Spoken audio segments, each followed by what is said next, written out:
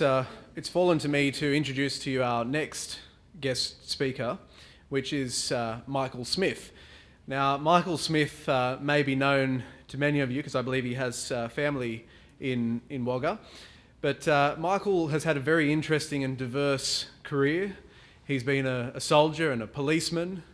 He's also had a stint with University of Queensland. And Michael has also been most notably a broadcaster, both in Brisbane with 4BC and in Sydney with 2UE. And Michael has some thoughts on the issues relevant to ACM that he wishes to share. And on that note, I'd like to introduce him and if we would make him feel welcome.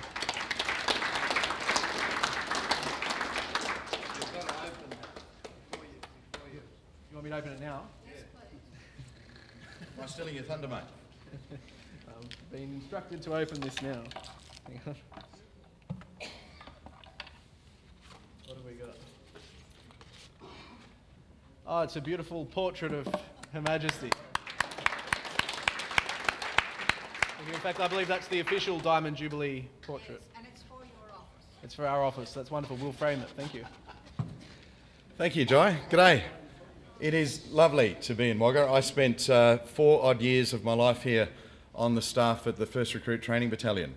When I joined the Army in 1978, I went to the Army Apprentice School down in Balcombe and then was posted here, and I have just fantastic memories of really the privilege that it was to be on the staff at Kapooka and to see each week a proud group of young men, it was all young men in those days, march out, and the parents there, the family, the pride that you would see in families coming along who had said farewell to a young fellow, I think it was about 12 weeks training in those days, 12 weeks previous, and then they saw this straight of back, straight of limb, true of eye, steady and aglow young man marching out wearing the uniform of his nation with the crown of his sovereign so proudly. It was a real privilege to be there and to see that transformation in young fellows. And it is still happening. And it is just so heartening to see the character of the people who sign up to the military now, knowing that in all likelihood they're going to be deployed against our Islamist enemy and that they will face the very real threat of death. It is the highest sacrifice, I think, that you can make of yourself to your nation.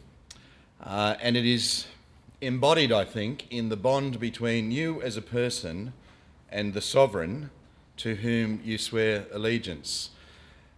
I wanted to start my little chat today by talking a little bit personally about myself and my own journey through life. I made the decision when I was 14 to join the Army, as you could in those days, and much to my mum's chagrin, I think my dad was, a little bit happy. I did 8 years in the Army, then I joined the police force in Victoria. And while I was listening to you speak earlier, and I picked up on a theme that most of the people I heard ask questions touched on, and that was the present role of the relationship with our sovereign and each of us individually. I thought I would start this chat then by talking about the oath that I took as a constable in Victoria, and which thankfully, because I just checked it at the back of the room on the internet, is still sworn by constables who join the Victoria Police at present. And thank goodness it is still there. Just have a listen to these words. I'll say it exactly as I swore it in 1986 at the Police Academy in Glen Waverley in Victoria. I, Michael Philip Smith, swear by Almighty God that I will well and truly serve our Sovereign Lady the Queen as a member of the Police Force of Victoria in such capacity as I may be hereafter appointed, promoted or reduced to, without favour or affection, malice or ill will, for the period of 2 years from this date and until I am legally discharged, that I will see and cause Her Majesty's peace to be kept and preserved, and that I will prevent, to the best of my power, all offences against the same, and that while I shall continue to be a member of the Police Force of Victoria, I will, to the best of my skill and knowledge, discharge all the duties legally imposed upon me faithfully and according to law. Thank God that's still there. And let me just go through those words. For me, I remember standing in the chapel at the police academy where only a few weeks earlier I had stood while young Constable Angela Taylor was taken into that sacred place in a coffin. She had been murdered by Rodney Minogue, Craig Minogue, Stan Taylor and another vicious criminal when they blew up a car bomb outside Russell Street. Anybody recall that happening in Victoria? That was when I was at the academy, and I was privileged beyond description to be awarded the Angela Taylor Memorial Prize as the Dux of my graduating squads, a prize that I cherish. It was a book by an inspector called Bob Haldane called The People's Force. To stand then in that chapel and to swear that oath of allegiance is a memory that's seared indelibly in my brain, and it for me was a very personal thing between me and somebody whom I could recognise, a person, not a nebulous notion, but an individual who embodied lineage and ancestry. And I swore that oath, subscribing to it in relation to her heirs and her successors. And every prosecution that I was a part of was brought against a criminal on the part of the Crown. And it was Her Majesty's peace that I had sworn to keep and to preserve, and offences against the Crown and the common law and all of those wondrous gifts given to us as a result of our great British heritage. That meant something to me. It's the sort of thing that we would discuss as young fellows in the academy. I can remember talking with a couple of young mates of mine about why they joined. And, you know, a lot of young blokes would say, oh, it's because my mates and that sort of thing. But when you sit down and think it through, that oath embodies, it's a personal type thing. And I can't imagine how we could better it. I can't for the life of me think how we could improve upon that. Which brings me to the next phase in my life after a bit of a business career, which is broadcasting. That has introduced me to some of the most, I think, dangerous notions that confront us as a nation. You know, until about a generation or so ago, I don't think it would have been uncommon to have heard sentiments like the ones that I have just expressed from somebody who had a career similar to mine. That was the conventional wisdom in Australia. We felt that way. My family did. My father is one of 13, and one of his older sisters, my Aunt Joan, who used to head up the prison's nursing service here in New South Wales, would always speak with such pride about being a British subject. And I felt that too. I felt that we were part of the crimson parts on the map, and that we had as an inherent given the rule of law and the Westminster system of government and what have you. That was just taken as read. You know, when I went to school and Sister Frances would drop the map of the world down. Do you remember those sort of canvassy type maps that you'd roll up and she'd drop it down and the crimson bits were all very clear around the globe, the English-speaking elements of the world. What I've discovered, much to my chagrin and disgust, is that there is a large slab of our nation, the people in it, who seem to have, it's beyond disdain, it's beyond disgust, it's like a hatred for us. A sort of shardy, it goes beyond what I would have called the shardy socialists or the champagne socialists that my family would speak of. But by God, you see it on the internet and in the blogs and what have you. And at the risk of overly personalising it, I think it's best personified by the personage of Germaine Greer, who just seems to be a professional or hell-bent on describing why we're unworthy, why we have too much. Why, do you know what I mean? Of this sort of very, very dangerous sentiment, which young people seem to cotton onto just with frightening ease. There is something inherently attractive in sort of running down our success or our greatness. And earlier on, the ABC has been singled out for singular attention, quite properly in my view. You see it on the ABC in that Q&A show, and God save me. Can anybody assist me in better understanding what drives that? What satisfaction is derived from it? Because I come into this room, you know, with a sort of relatively worldly hat on, thinking to myself, how would this play out on radio shows that I have conducted? How would this gathering be portrayed in the media? And I can tell you quite frankly, it would have the mickey taken out of it mercilessly. You would be lampooned, held up to ridicule. Anybody who subscribed to some of the sentiments I have heard expressed here this morning, it'd be like bringing you before the Twitterati who were just armed and ready to fire.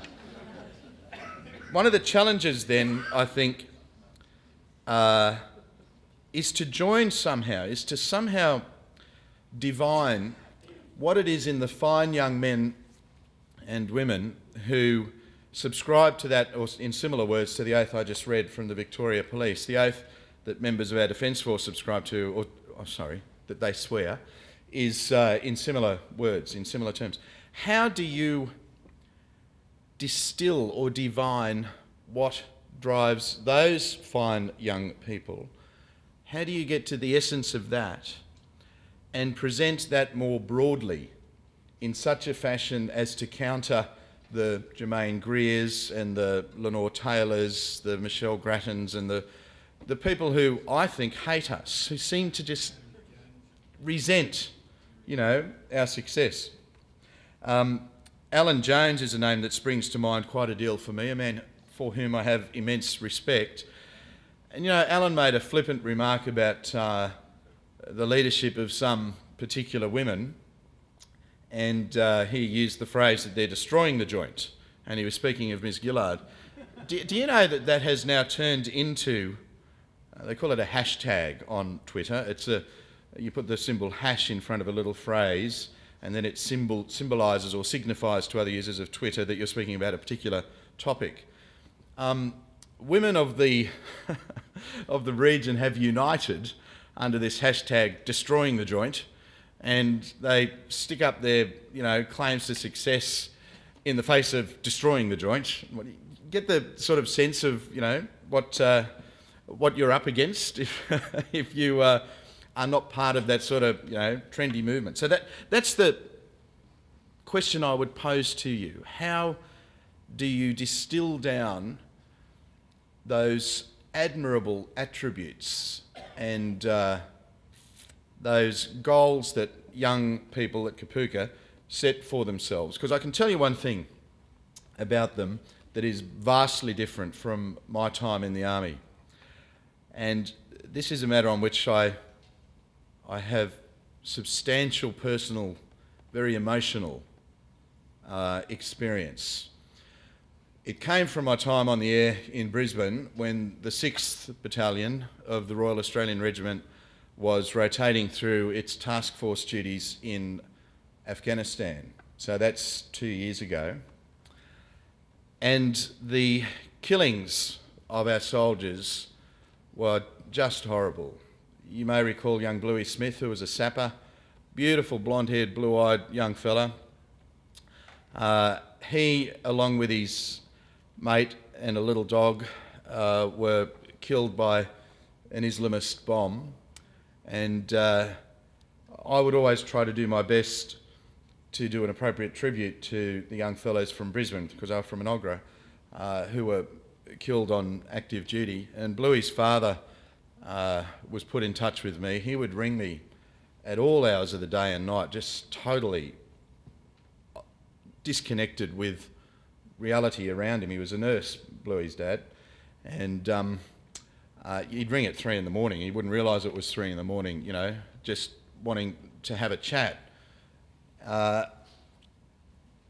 my point about these young fellows who go off to this war now is that they have mates. Say each person who goes has 100 odd mates, and they're all on Facebook. And they all communicate with each other broadly on Facebook. When you get by the way, you all know what Facebook is? When you get a window into that, when you look at a digger's Facebook page and his mate's page and stuff like that, it really changes your perception of this war and our young fellas' role in it and the way that they see it and that their friends see it. That is an augur of great hope for me about our nation and about its antecedents in the great sort of British tradition, you know, with the rule of law and what have you. These are young people who get that. And on Anzac Day, you see them in inappropriately dark shirts and dark suits, but they're doing their best to dress up in a suit with a chest full of medals. That is have you seen that on Anzac Day? That is a tremendous, something that 25 years ago you didn't see young people, you know, in those circumstances. So I think for you, that is an awesome resource, a wonderful resource for you to tap into. Young people, the next generation, each of whom has sworn that oath of allegiance and who understand the history, you know, that got them to that point. Let me turn now to politics.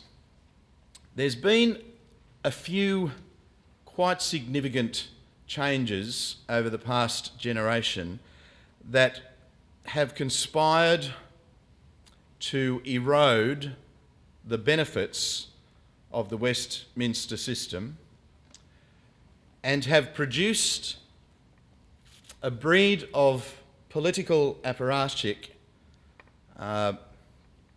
best embodied or personified by Jay Gillard, and horrendous, soulless, win each day, no fluid continuity into the future, win each day on the basis that winning or losing is determined by newspaper reports that flow into opinion polls and what have you. A breed of apparatchik that will tolerate the most egregious breaches of any normal human standards of behaviour and probity and what have you. And I often wake myself up now and think, when the hell did this happen? It used to be the case that the Westminster Code, if you will, it's not codified, but it was in much the same way as the common law is to statute, so was our understanding of the Westminster system compared to, you know, legislations and rules and codes of conduct and what have you. It used to be the case when people of character, like Sir James Killen or Tom Uren, if you take away the dalliances, John Gorton and others, they would no more tolerate someone within their ranks behaving as Craig Thompson has than fly to the bloody moon. I can tell you with great precision of the processes or the interactions that I had with Miss Gillard about Mr. Thompson.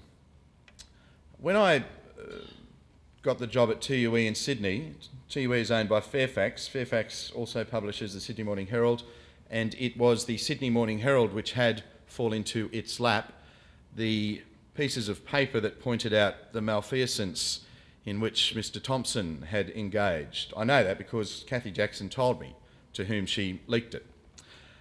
So it was a very lucky, fortunate get for them, not through dint of any particular great skill. And it still, she said she'd ring him up and say, "Don't you realise what you have?" And I go, "No, what do you mean, love?" So in any case, they published the reports that pointed out his interactions with various brothels and automatic telemachines. He sued in the time-honoured fashion adopted by Sam Dastiari, the Sussex Street thugs. And the intention of suing is to create some cover through which you can say, well, I sued, I've settled that matter, I'm very happy and I've moved on. Craig is a bit dim-witted. He let it run a little too long. He believed in himself and his own bulltish, I think, a little too deeply. And he allowed proceedings to advance to the point where discovery was well established and various subpoenas had been served on banks and credit card providers and what have you, and exhibits had been returned to the court and appended to various affidavits, and it was crystal clear, if you were privy to those, that by God, this man either had the Mission Impossible team up against him or he had done those things alleged against him. Thompson did in fact settle the matter by withdrawing his defamation suit. He had an order made against him to pay certain monies to Fairfax, the publisher of the Sydney Morning Herald. But he wrote to his parliamentary colleagues and implied in his email that he'd settled the matter. He was very happy with the result that he got. Implicit in that was in his favour, which manifestly it was not. And there the matter rested. I got in touch with the barrister who pled the case for my employer, Fairfax, a bloke called Sandy Dawson, and the solicitor who had prepared our affidavit material, Paul Sphelins, and read it, and the narrative is crystal clear, as you know now, from the press. So on my radio show, I used what I thought to be a proper device, and that was to defame that man as forcibly as I could. And I did it day after day. Radio lends itself to that. You couldn't do it in a newspaper. You wouldn't buy the Sydney Morning Herald if it said every day on the front page, Craig Thompson, you're a liar and a thief. Oh, beauty, I'll go and get the Sydney Morning Herald tomorrow, that'll be good. But on the radio, you can. You say, has anyone seen Craig? I want him to come on. Craig, I'm doing it again. You are a liar. You are a thief, old mate. You're going to come on? You know what I mean? You can do that on the radio, which we did. As often and as early as possible. I interviewed one Friday afternoon a bloke called Doug Eaton, who's the mayor of the local council in the area where Mr Thompson lives sometimes when he's not touring. Has a most unpleasant feel to it, that word, in relation to Mr Thompson, touring. Doug Eaton had been threatened by Mr Thompson via text message that morning. Doug is a shareholder in one of those employee placement agencies, and it was up for a government grant as a jobs incubator. On the local ABC radio in his area, His Worship the Mayor had criticised the federal government for its tardiness in establishing one of those GP super clinics. As soon as he made that criticism, he got a text from Thompson that said, bye-bye jobs incubator, which Mr Eaton interpreted as a direct threat. So I got him on the radio that afternoon. He explained what had happened. He described Mr Thompson as a disgrace, and then he did the magical thing, which was to say on the air, Julia Gillard should sack this bloke. I said, I'll just say that again. What do you say, Your Worship? Julia Gillard should sack him. I know she can't sack him from the Parliament, but she should sack him from the Labor Party. His behaviour is atrocious. I said, well, I've been saying that for weeks, Doug. I agree with you.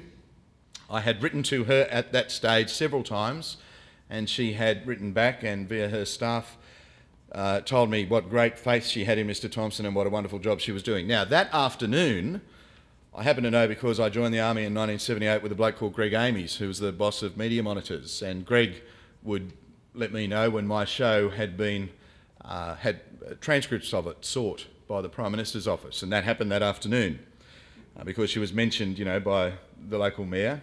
So they got the transcripts that afternoon. Later that afternoon, I got a phone call.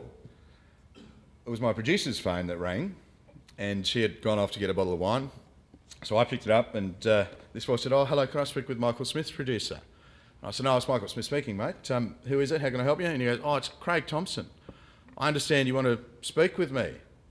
And I said, yeah. I sort of scratched my head. Wow, this come out of the blue. I can see now why, because the Prime Minister had gotten onto him. Thompson said to me, look, I know you've been having a bit of a go at me. I just want to say that there's a confidentiality agreement that I have with Fairfax, and I can't say anything publicly at all about it. I just wanted to ring you up and say, the matter's settled and that's the end of it, and you shouldn't really be saying any more things about me. I said, well, just come on the air and say that, Craig. Come on and say that. That's all you need to do. He said, well, I won't be able to say anything more than what I just said. Yeah, no worries, come on. So we arranged it for the next Monday. That Monday, I got a text from him saying he's in hospital having his appendix out. I kid you not. A couple of days later, one from his EA saying his executive assistant saying he's very unwell and might be discharged from hospital soon. By the way, if you hold that thought for a second, imagine how I felt some weeks down the track to get an anonymous informant from the local council, thank you, Your Worship, who sent me a copy of the development application that one Craig Thompson Esquire had submitted to the council on that very day when he was alleged to be in hospital having his appendix removed. That bloke is so disgracefully full of it that, oh my God, it turned my stomach. So after that week, we used radio to its best advantage by conducting the Where's Craig competitions and ringing up people in his building. Have you seen Craig? It'd be good to have him on the wireless. And eventually on the Monday, he came on and admitted to me that he had in fact authorised the use of Health Services Union money to pay bills presented to the union by brothels. Now, when you think that through, he didn't admit to it being him present on the evenings where his credit card was presented. He didn't admit to it being him whose likeness was checked against the photographic identity of his licence, nor was it him who witnessed a young lady write the licence number on the back of the credit card voucher that I had in my hand, and nor was it him who used his own mobile telephone to telephone the numbers associated with those establishments, and the towers selected by that mobile phone as it drove down the Pacific Highway from Baddo Bay, where he lives, down to the brothel, described a pretty exquisite and precise track. I often said, you know, your denials, Craig, may serve you in the Parliament, but I can't imagine it working in the court of the wife's opinion, which tends to be a much higher standard of inquiry, shall we say. In any case, he made those admissions, right? He has admitted that he so poorly discharged his duties as a union chief as to allow the union's money to pay those bills. And then I wrote to Ms Gillard and said, well, ma'am, now having heard this, I've sent you the tape of what he had to say. Surely to goodness you can't stand by him any longer. Can you just, it's hard to believe that she turned around immediately within about half an hour. He's doing a great job and he has my complete support. It's moderately amusing, but it is stomach churning. It is stomach churning, certainly beyond my capacity to cope with it. When you think that we have allowed a group of people with the character or the modus operandi of university undergraduates to hijack a system that was based on trust and character, a system that was designed for people inculcated in the ways of cricket, where if you know you've got an edge to it, you're out. You don't need the umpire to raise the finger. We all knew when we went to school, if you're out, you're out. Bit by bit, standards of decency and probity have been allowed to erode. And I think the media has a very, very significant role in this, but more importantly, I think we all do. Here's an example. 20-odd years ago, Mike Willesee would run a current affair every night, and most nights he would have an interview with a Minister of the Crown. And in most of the cities around Australia, the local commercial television networks, generally there would be two, would have local current affairs shows, and they too would hold the local state ministers of the Crown accountable. Do you recall that? Was that a feature? It was certainly a feature of my life. The late John Miller just passed away in Brisbane, and he was one such individual who hosted one of those shows, and his team would make it their business every day to look to the business of government And where there were doubts about any particular issue, that minister would be called upon and he would be there in the studio. He would front up and be examined. One of the great changes that really is only a mirror, it's only a reflection of the way we are, has been people meters on the television. Now, radio doesn't have them. I never knew on the radio who was listening at any time.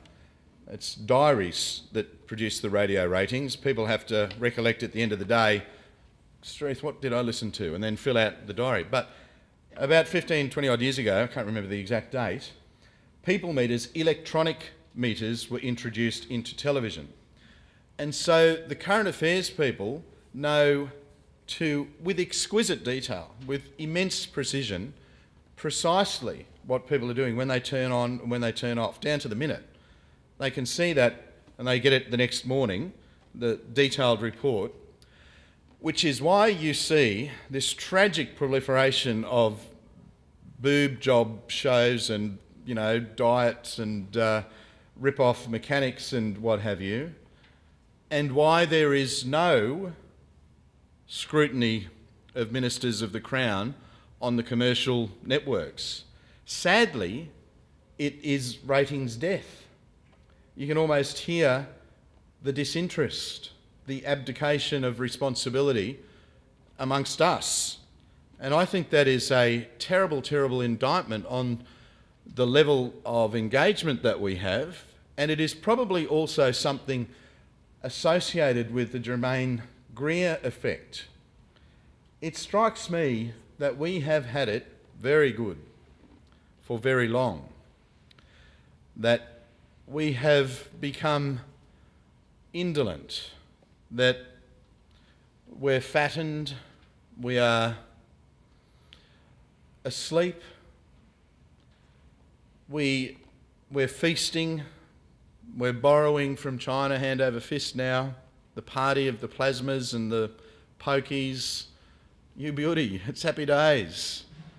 Since Whitlam, the ease with which one can avail oneself of so-called social security, and you compare and contrast when I was a little boy in the 60s and 70s with the sense of entitlement that people have now to my family allowance Part A, family tax Part B, my child benefit, my baby bonus, etc., etc. It just has produced, it's beyond laziness, torpor. It's as if we're lying back and saying to those who envy what we have and who want it, come and get it, come and get us. And it's heartening to see groups like yours, but to some extent disheartening to try to divine the average age. Because there is much to be proud of in the British bulldog spirit. There is much to be envied now from what we had at the time of the Second World War, when Churchill gave his famed speeches, one of which was, never give up, never give up, never, ever, ever give up. I think that is a maxim that ought to be applied to your group as well. You are on the right track. I would hope that you are able to imbue in others the spirit and the enthusiasm for the maintenance of the great traditions that we have, and I wish you all the best in that regard.